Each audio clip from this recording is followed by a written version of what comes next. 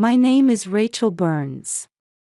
This year marks my 10th year working as a pharmacist at Newton Wellesley Hospital. This morning, as I tied back my shoulder-length brown hair, I smiled at myself in the mirror. Never forget to smile, even when you're busy. This is an important lesson my mother taught me. My smartphone shows 6:30 a.m.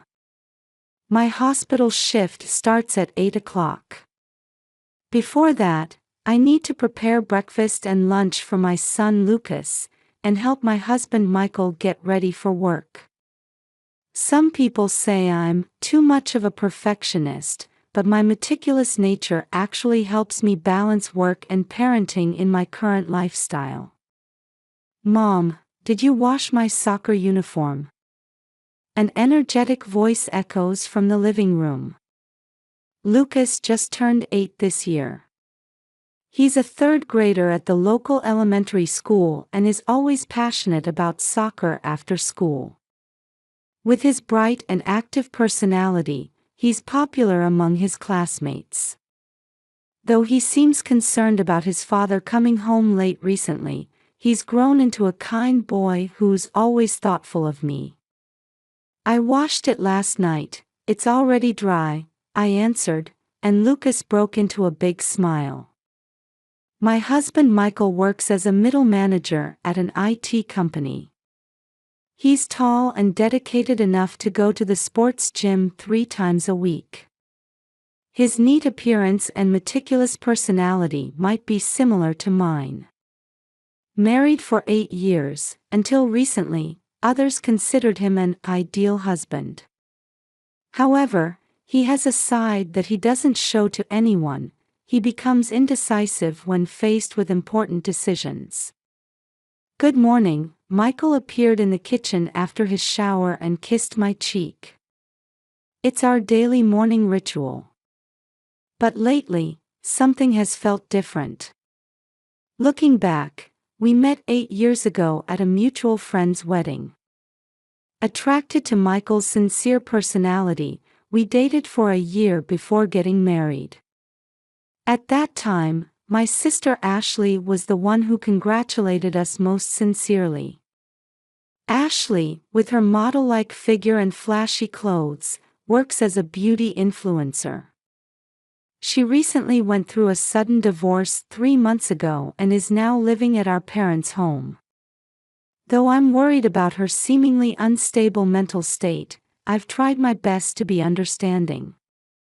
Our family lives in Riverside Gardens, a quiet residential area in the Boston suburbs.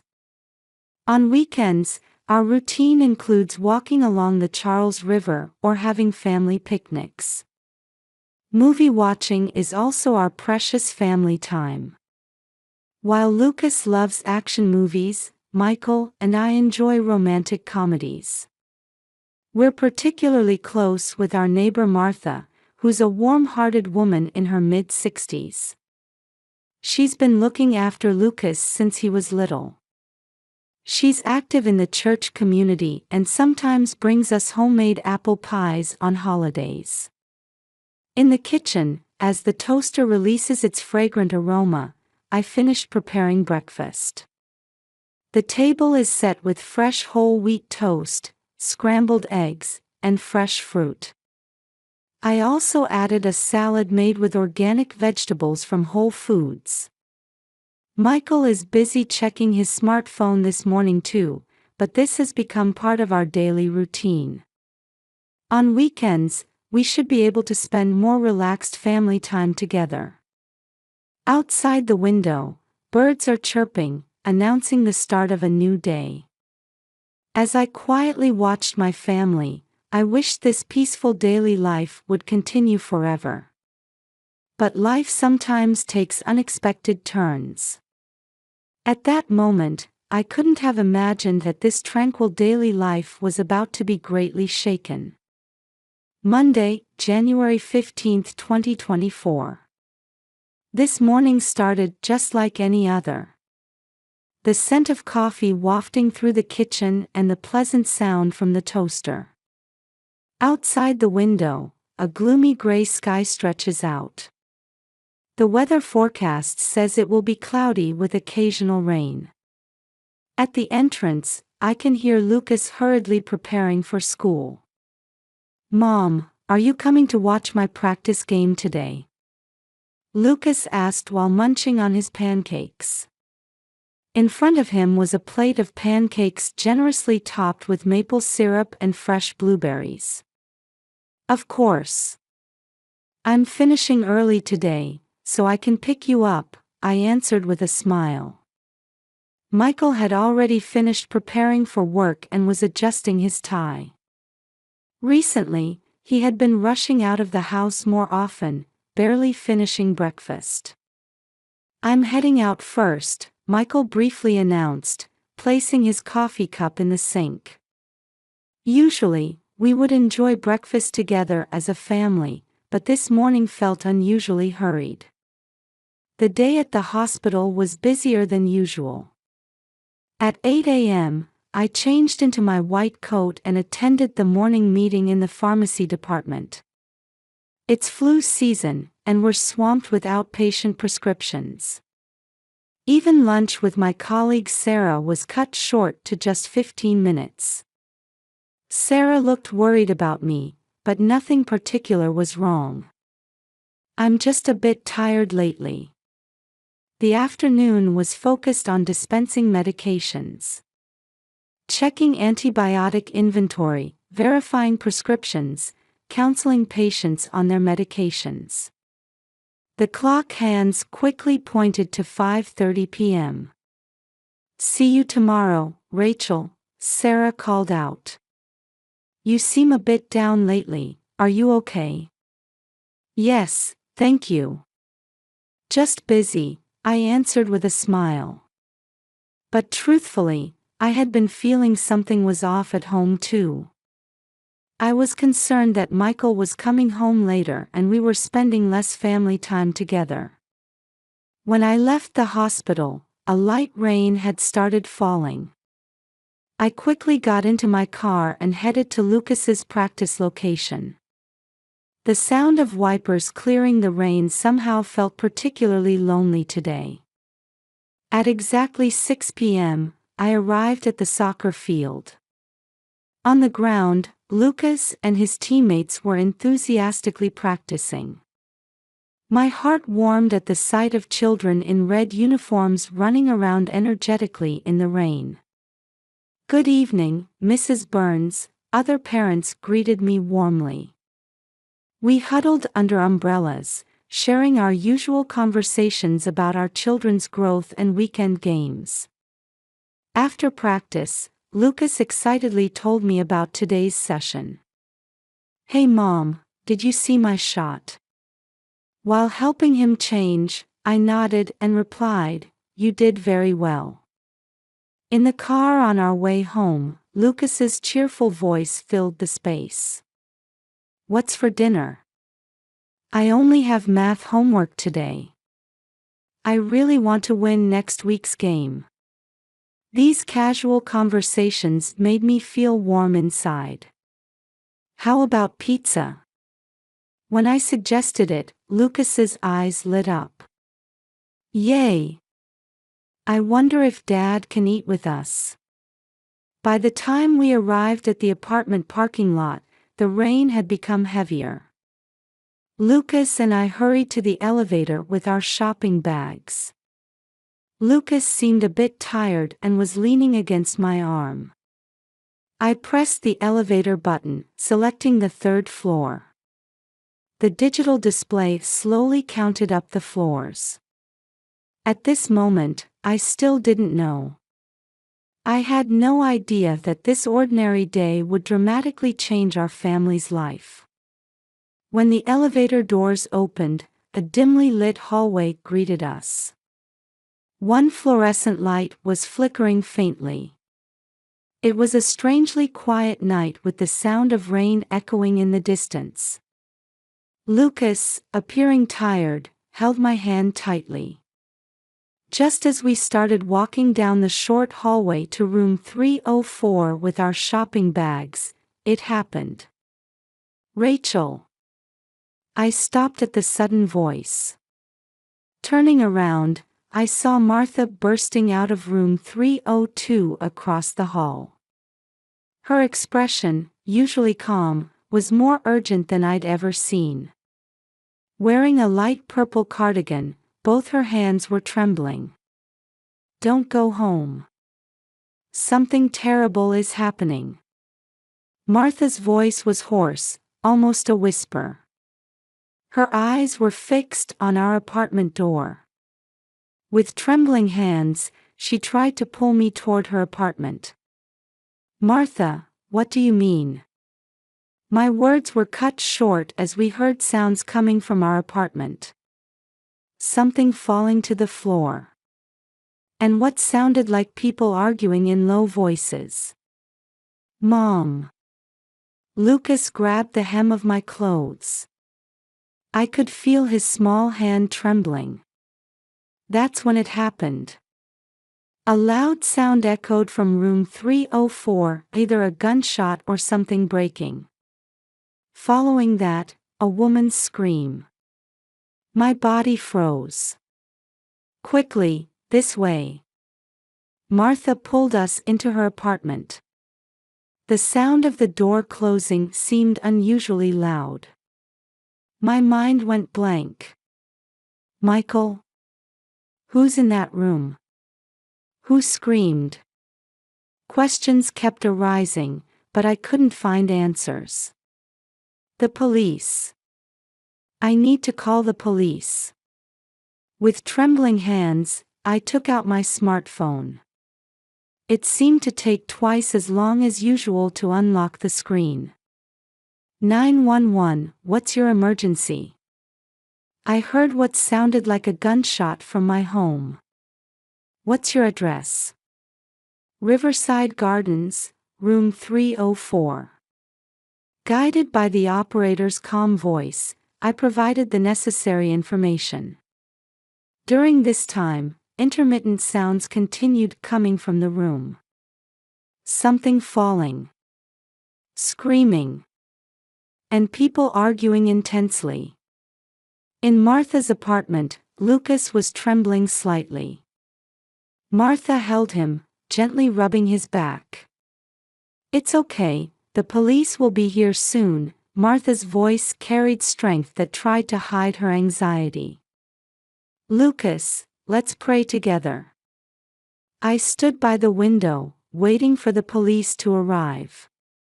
The rain had gotten stronger, and the streetlights created a surreal scene as they reflected off the raindrops. The clock hands seemed to move unusually slowly. As the sound of sirens approached, blue and red lights illuminated the rain-soaked street. 2 police cars and 1 ambulance. I could see police officers quickly entering the building.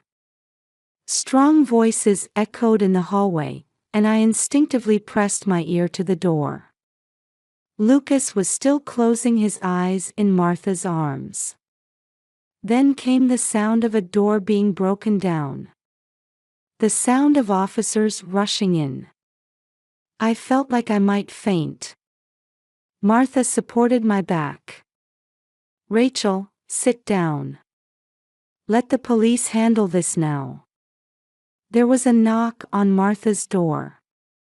When the door opened, uniformed officers quietly entered the room. One was an older white male, and the other was a young black female. Both carried a professional air about them. "May we check the apartment across from your window?" the older officer asked politely. "If you have a telescope or camera, could we borrow it?" Martha nodded silently and retrieved an old telescope from her closet. "My husband used to enjoy astronomy," she explained in a soft voice. The young female officer set up the telescope by the window and began observing room 304. Though the rain made visibility poor, she could somewhat make out what was happening inside. In the hallway, other officers' voices crossed paths, and radio sounds came intermittently. We remained quiet in Martha's apartment, barely breathing. Outside the window, the rain continued falling. The officers finished their telescope observation and quickly began their strategy meeting. Through the radio, they seemed to be waiting for special tactical unit reinforcements. A gentle incense fragrance drifted through the room. Martha calmly began preparing tea. Her gestures showed thoughtfulness in trying to ease the tense atmosphere. She offered cups to the officers as well. They accepted with apologetic but grateful expressions. Mrs. Burns, the female officer, approached me. "Your husband or any other family members who might be home?" I answered with a trembling voice. "My husband should still be at work. But lately his return times have been irregular." My words caught in my throat. I felt my mouth go dry. "Anyone else?" "My sister. She recently moved back from our parents' home and sometimes visits." The officers exchanged glances. On the radio, a voice announced the tactical unit's arrival. The young female officer returned to the window and looked through the telescope. No change in the room situation. "The woman isn't moving. The man is." She paused for a moment. "He appears to be operating a cell phone." Lucas seemed to have finally regained some composure. However, he still flinched at occasional sounds from across the hall. I held his hand tight. The warmth of his small hand was my only support right now. "Rachel, you're a strong woman," Martha spoke in a quiet voice. "Whatever happens, we're here for you." Those words nearly brought tears to my eyes. But I couldn't cry in front of Lucas. I took a deep breath and suppressed my trembling heart. When the tactical unit burst into the room, they found a shocking scene. Ashley was on the floor, conscious but had hit her head hard during the struggle. Michael stood in the corner of the room, holding pieces of a broken vase. The room was completely ransacked, with the table overturned and papers and photos scattered across the floor. Ashley was transported to the hospital by ambulance. Along with treatment for her head injury, doctors decided to keep her for observation due to her unstable mental state. During the subsequent investigation, Ashley was admitted to a psychiatric hospital under emergency status. She had been making suicidal statements while in an agitated state, leading psychiatrists to determine she needed protective medical care. I had to hear the details from the police officers. What they told me far exceeded my imagination. "Could you please verify these pieces of evidence?" The senior detective placed transparent evidence bags in front of me. They contained multiple smartphones, bundles of receipts, handwritten notes, and photographs. My hands were shaking. But I needed to know the truth. The first thing that caught my eye was a bundle of receipts from luxury hotels. Records of 15 stays at 5 high-end hotels in downtown Boston. All receipts were made out to Michael Burns. The total amount came to about $20,000. All dates were within the past 3 months. This is... Words failed me. Next, the officer showed me screenshots from Ashley's smartphone. They revealed threatening exchanges with Michael. "I need more money this month. If you can't pay, I'll tell your wife everything. Why are you doing this to me? Isn't this the path you chose? Who continued the relationship with me?" Following the dates of the messages, the beginning of everything became clear. 3 months ago, Ashley went through a divorce. I'd heard it was due to domestic violence from her husband, but I didn't know more details.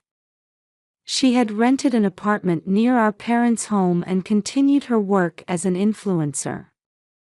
Behind her flashy social media posts, she had been financially desperate. The first contact apparently happened after a family dinner. It all started when Michael offered Ashley financial support. Their relationship of confiding in each other gradually evolved into secret meetings. The scattered photographs documented this progression in detail. Dining at expensive restaurants, pictures of them together on trips, security camera images from hotel lobbies. All had been systematically collected as evidence. "Let me explain the details of today's incident," the detective began in a quiet voice. Ashley had come tonight to make her final demand, $50,000 in cash. She threatened to expose everything if he didn't comply, even bringing out a replica gun. When Michael refused her demands for the first time, they got into a physical altercation. Ashley's emotions exploded, and the room turned into chaos. Behind this lay Ashley's deep-seated emotions. Complex feelings toward her sister who had always been praised by their parents since childhood. Years of being compared during school days. Jealousy over her sister's happy marriage. Resentment over her own failed marriage. Everything had intertwined, ultimately leading her to decide to destroy her sister's home. The police investigation also revealed Michael's situation. Fear of losing his position at work, anxiety about losing his family. His indecisive personality had driven him to make the worst choices. What started as small requests for financial help gradually increased in amount. He had depleted his savings and maxed out his credit cards. This is the final threatening note found at the scene. Ashley's handwritten note specified exact amounts, deadlines, and threats if demands weren't met. Even bank account details for transfers were meticulously recorded. It was evidence of a sister's calculated revenge. In Martha's room, Lucas had fallen asleep from exhaustion. Outside the window, the rain continued falling. Now knowing the truth, this rain seemed to mirror the emotions swirling violently in my heart. There was just one thing I didn't understand. Why had Martha helped us at that time? Actually, Martha began speaking quietly. I had noticed something strange about Ashley's behavior recently. And tonight, when I saw her enter the building in an unusual state. Truth sometimes far exceeds our imagination. It confronts us with reality in an almost cruel clarity. 1 week after that night's events, all the truth had come to light, and my heart was filled with complex emotions. Through police investigation, Ashley was admitted to a psychiatric hospital for emergency care. Though it was a replica, threatening someone with a gun is a serious crime. However, considering her mental state, our parents arranged for her protective medical care. Michael admitted to everything, the affair and the financial transactions. He had already reported it to his company and was facing demotion. He sends apologetic messages every day, but I'm not ready to reply yet.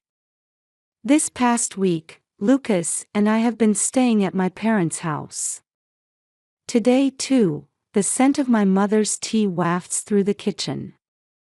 Though it was painful to explain everything to my parents, it was necessary.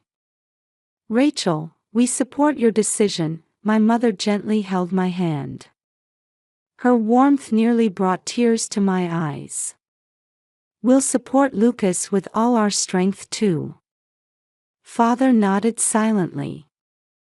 Though he usually doesn't show his emotions, today he had tears in his eyes, which was rare.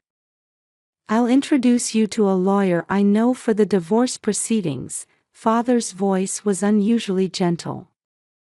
Divorce from Michael. Every time I turn those two words over in my mind, my chest tightens. But I knew this was the best choice. For Lucas's sake, and for my own. When I returned to the hospital, I was saved by my colleagues' understanding attitudes. Sarah in particular helped me with everything from arranging my leave to adjusting my work shifts. "Take time off whenever you need it," the department head kindly told me. "You've worked so hard these past 10 years. Martha comes to check on us almost daily, always bringing something she's made. Somehow, the scent of her apple pie helps calm my heart." "How's Lucas doing?" Martha asked worriedly one day. "He's talking regularly with the school counselor. The teacher says he's surprisingly positive."